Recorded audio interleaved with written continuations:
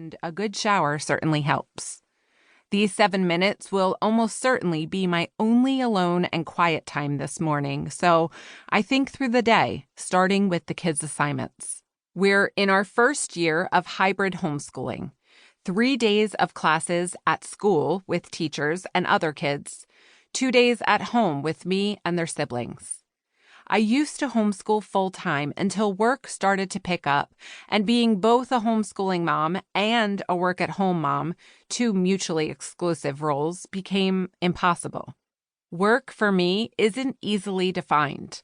I write about foster care on the internet, I host a podcast, I speak at conferences. I also own a business that sells products that center around and benefit foster care. And I'm the founder and executive director of a nonprofit organization that serves local foster families. It's a little bit of a lot of different things, but it all centers around this one thing: foster care. When I became a foster parent 7 years ago, I never could have known how it would take over every part of my life. I write and talk about, fundraise, plan, encourage, and strategize for, and live foster care all day, every day.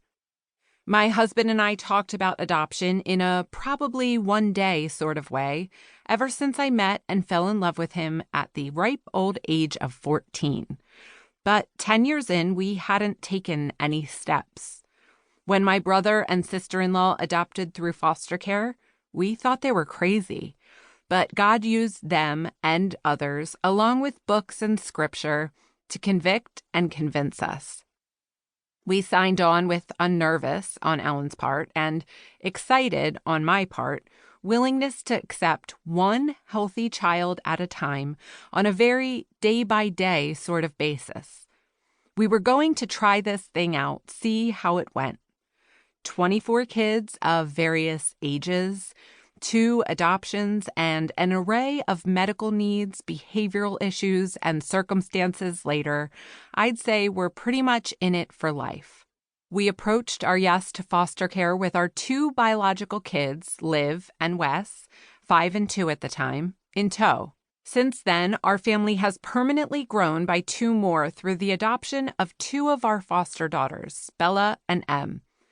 Our house has 3 open beds that are almost always taken up by 1 or 2 other kids as the need arises.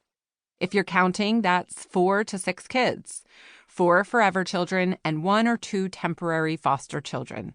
Right now, the lineup of our 5 kids includes Liv, 12 biological, Wes, 9 biological, Bella, 7 adopted from foster care, Em, 6 adopted from foster care, and Jovi, 2 foster. I typically subscribe to a labels don't matter, they're our kids mindset, but for our purposes in these chapters, I think the distinction is helpful. As I jump out of the shower and throw on my at-home uniform of yoga pants and a tee, I get a text from the toddler's lawyer. Are you available for a video conference today at 2?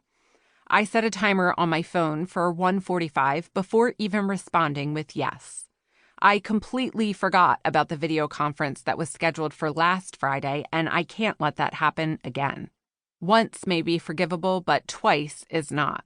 One thing is for sure, all the appointments and paperwork of foster care have confronted my forgetful, disorganized self head on.